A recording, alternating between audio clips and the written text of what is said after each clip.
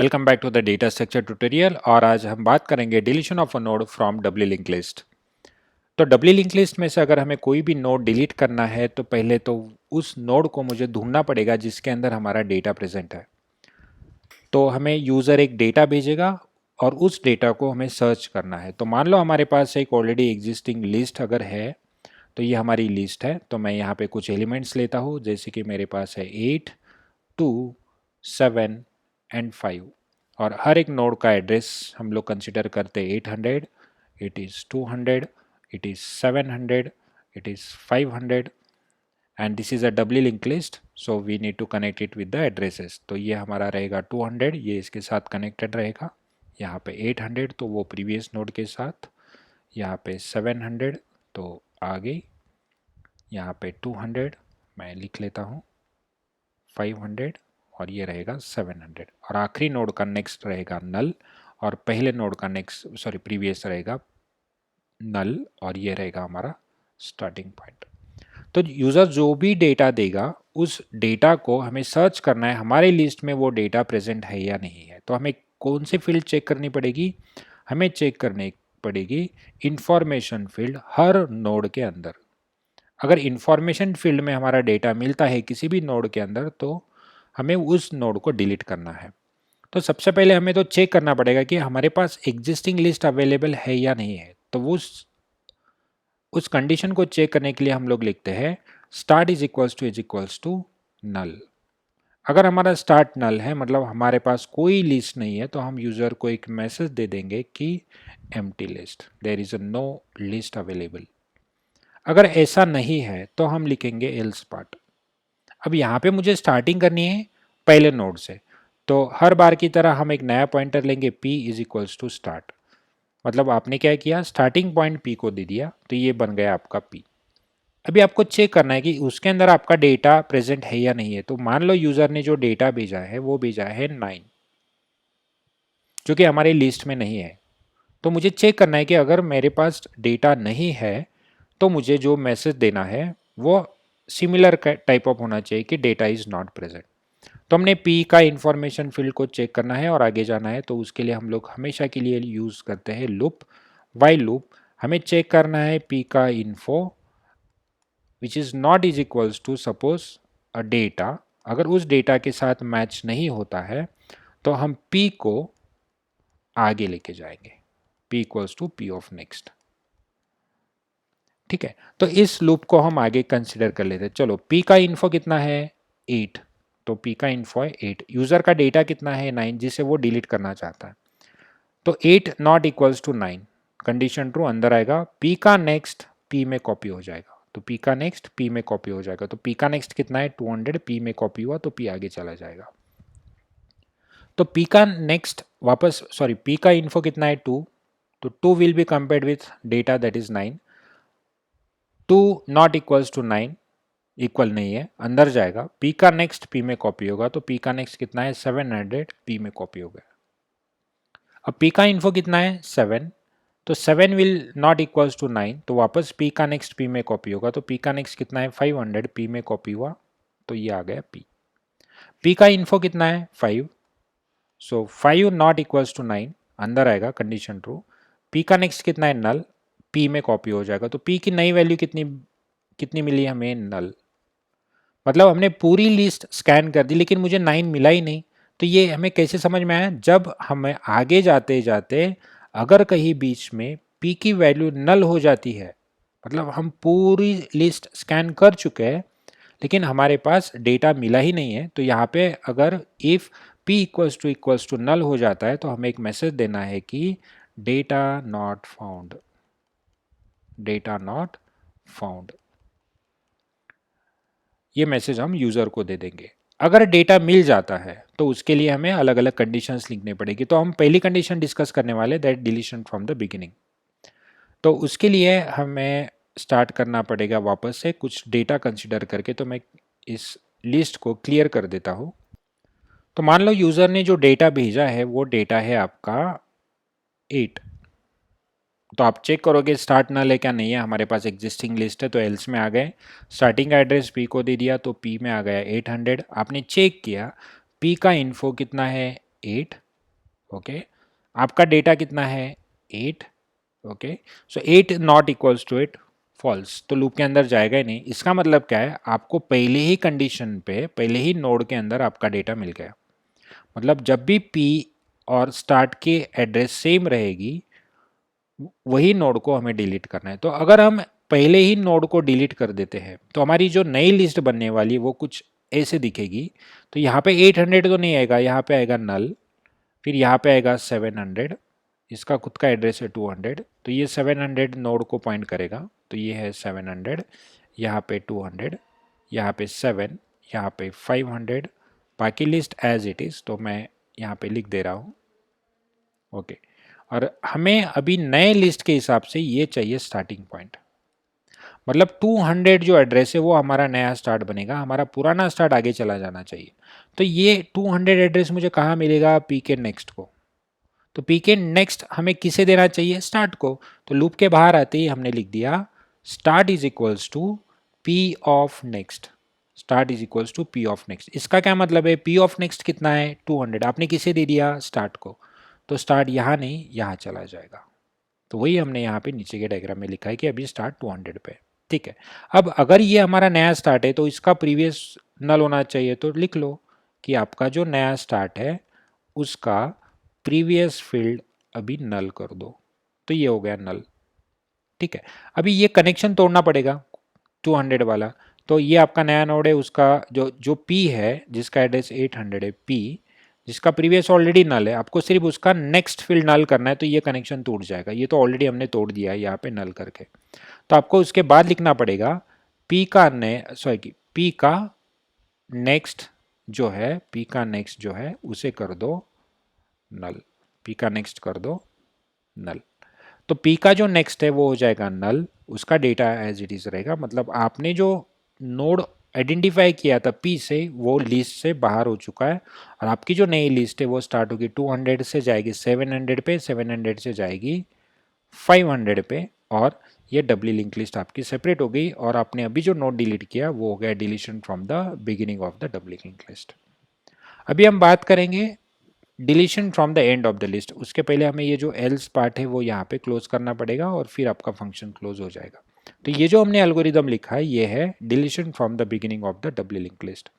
तो अभी हमें जब भी नोड डिलीट करना होगा तो हमें चेक करना होगा कि वो नोड हमें स्टार्टिंग में मिल रहा है या एंड में मिल रहा है। तो आपका जो एल्गोरिदम है उसमें कुछ चीज़ें कॉमन है, जैसे कि अगर आपके पास लिस्ट नहीं है तो ये 2 लाइन, अगर लिस्ट है तो उस नोड को ढूंढना पड़ेगा, तो ये वाला कोड। तो यहाँ पे हम लिखेंगे this logic is for to search the node, this is to search the node, तो ये कॉमन रहेगा। Let us discuss about the deletion from the end of the list. तो यहाँ पे हम लोग एक लिस्ट कंसिडर कर लेते हैं वापस। तो हमारे पास ऑलरेडी एक लिस्ट है जिसका हमें डिलीशन करना है एंड से। तो हमें एल्गोरिदम लिखते टाइम हमेशा की तरह पहले चेक करना पड़ेगा कि हमारे पास लिस्ट अवेलेबल है या नहीं है। तो हम चेक करेंगे if start is equals to null, इसका मतलब है हमारे पास कोई लिस्ट नहीं है, तो हम यूज़र को एक मैसेज दे देंगे that is empty list. Else अगर हमारे पास लिस्ट एग्जिस्टिंग है तो हमें उस नोड को ढूंढना पड़ेगा जो हमें डिलीट करना है। तो हम स्टार्टिंग से स्टार्ट करते हैं, P is equals to start, मतलब हम स्टार्टिंग का एड्रेस P को दे देते हैं, यहाँ पे P आ जाएगा। फिर हमें एक लूप लगा के ढूंढना होता है कि हमें किस नोड को डिलीट करना है। तो उसका लॉजिक हमने लिखा था P का इन्फो चेक करो किसके साथ, यूज़र के डेटा के साथ। So not equals to data, not is equals to data, not equals to data.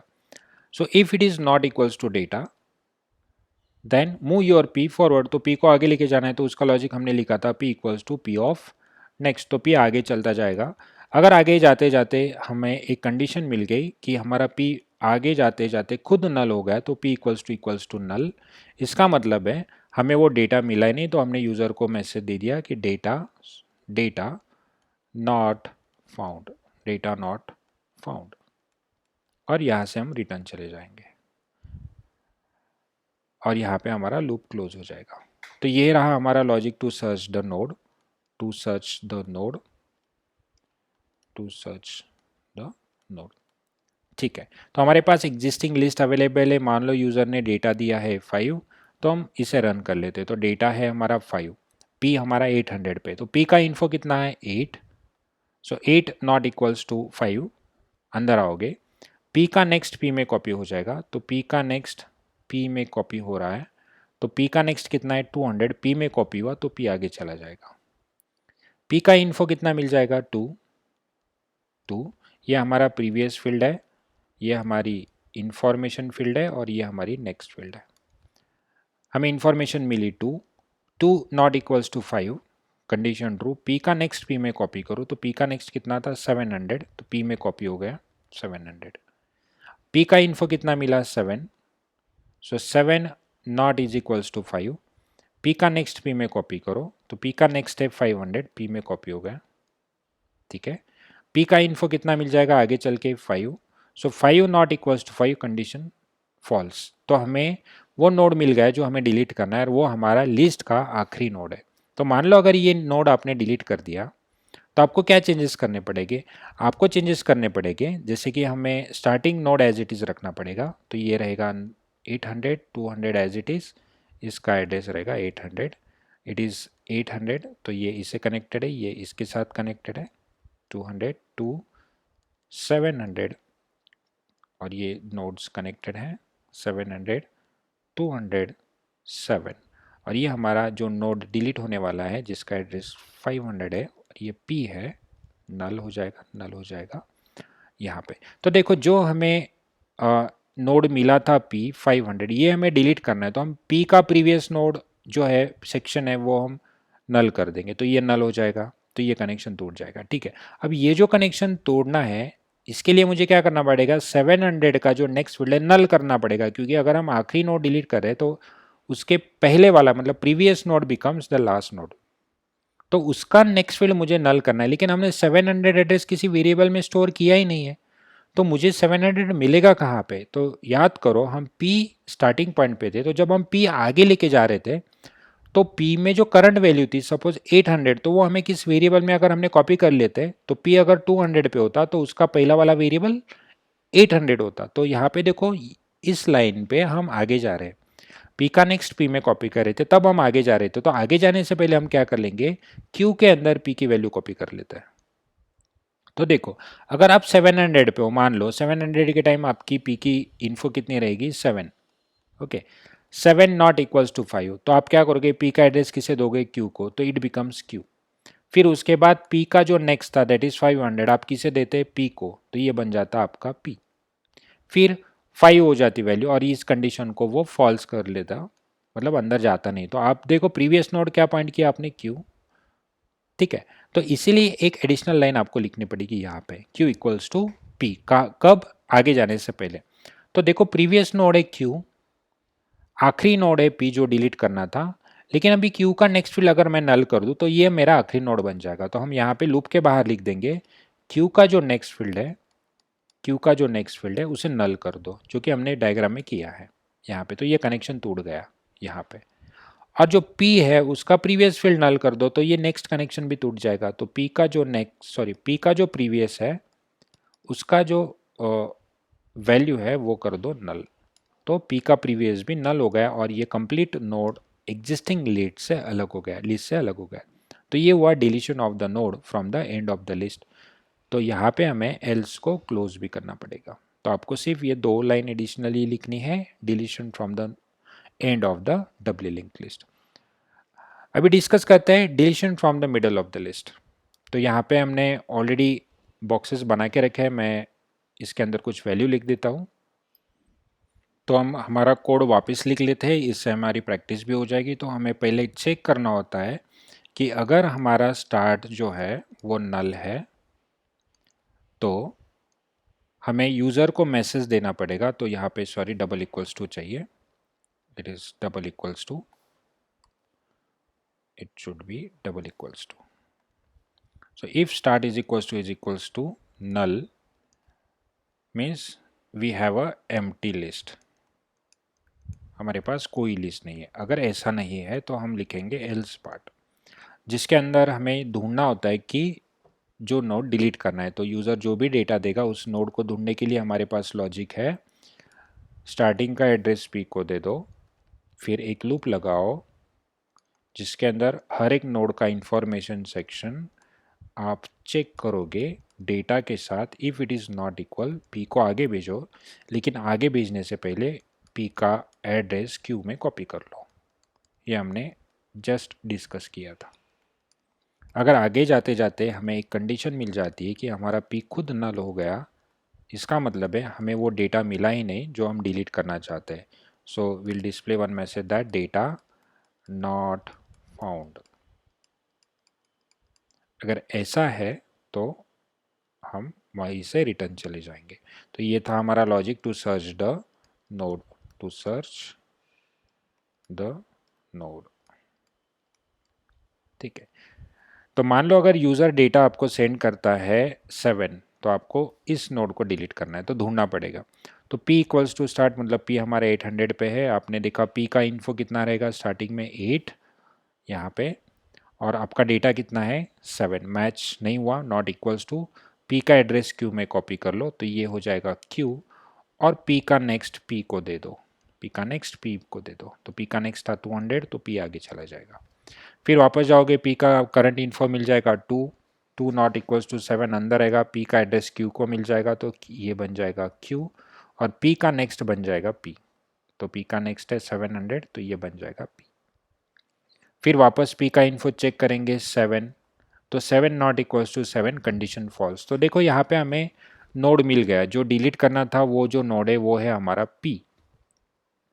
ठीक है, अगर मैं इस नोड को डिलीट कर दूं तो मुझे क्या क्या चेंजेस करने पड़ेंगे। तो क्यू के नेक्स्ट फील्ड में हमारा डायरेक्टली एड्रेस आना चाहिए 500, लेकिन 500 एड्रेस मैंने किसी वेरिएबल में स्टोर करके रखा ही नहीं है, तो लेकिन वो मिलेगा कहाँ मुझे, मुझे 500 मिलेगा p के नेक्स्ट फील्ड में। तो मैं एक नए वेरिएबल के अंदर कॉपी कर लेता हूँ। तो मान लो वो वेरिएबल है r, वो कहाँ से मिलने वाला है, p के नेक्स्ट, सॉरी p के नेक्स्ट में, करेक्ट। तो p का जो नेक्स्ट था दैट इज 500, आपने किस में कॉपी करके रखा है, r में। तो r एक हमारा नया पॉइंटर है, तो जिसके अंदर एड्रेस है 500। ठीक है, अगर हम p को डिलीट कर देते हैं तो हमारी जो नई लिस्ट बनने वाली है वो कुछ ऐसे दिखेगी। तो यहाँ पे हम लिख लेते हैं एग्जिस्टिंग लिस्ट के कुछ नोड्स, ये है 200, ये इसके साथ और ये इसके साथ कनेक्टेड है। हमारा स्टार्टिंग पॉइंट चेंज नहीं होगा, तो ये हमारा स्टार्टिंग पॉइंट है। डिलीट होने के बाद हमारा ये नोड कुछ ऐसे दिखना चाहिए, जिसका एड्रेस है 700 और ये है p। ये हमारा 500 है जिसका r के अंदर एड्रेस है, इसका q के अंदर, और ये है 5 और ये नल। तो देखो ये जो q नोड है, q अगर हम p को डिलीट कर देते हैं तो q से डायरेक्टली r में चले जाने चाहिए। तो ये जो नेक्स्ट फील्ड है, तो यहाँ पे 700 नहीं आएगा, यहाँ पे कितना आएगा 500, और 500 किसका एड्रेस है, आर का। इसका मतलब है क्यू के नेक्स्ट में हमने किसका एड्रेस दे दिया है, आर का। तो यहाँ पे हम लिख देंगे क्यू के नेक्स्ट में आपको एड्रेस देना है आर का, जो कि कितना है 500। तो ये इसके साथ कनेक्ट हुआ। अब आर के प्रीवियस में किसका एड्रेस जाने वाला है, क्यू का। तो आर के प्रीवियस में हमें एड्रेस देना है क्यू का, तो ये इसके साथ कनेक्ट हो जाएगा। तो क्यू का एड्रेस कितना था 200, तो ये इसके साथ कनेक्ट हो चुका है। देन p को मुझे सेपरेट आउट करना है, तो p का प्रीवियस और नेक्स्ट दोनों मुझे नल करने पड़ेंगे। तो यहाँ पे हम लिखेंगे p का नेक्स्ट, उसे नल कर दो, और p का जो प्रीवियस है उसे भी नल कर दो, और आपका जो एल्स पार्ट है यहाँ पे क्लोज हो जाएगा, और फिर आपका फंक्शन। तो यहाँ पे हमने नोड को डिलीट किया है जो कि आपके लिस्ट के मिडल में था। तो इसमें सारी चीज़ें कॉमन है, ये आपकी लिस्ट चेक करेगा है या नहीं है। अगर लिस्ट है तो ये सर्च करेगा आपका नोड। अगर आपको नोड कहीं मिडल में मिल जाता है तो आपको सिर्फ उसके आगे का एड्रेस आर में कॉपी करना है, और बाकी डायग्राम के थ्रू आप इजीली कन्वर्ट कर सकते हो। तो ये सारे एल्गोरिदम्स है deletion of the node from the W link list. Next video में हम इन्हीं एल्गोरिदम्स को इम्प्लीमेंट करेंगे।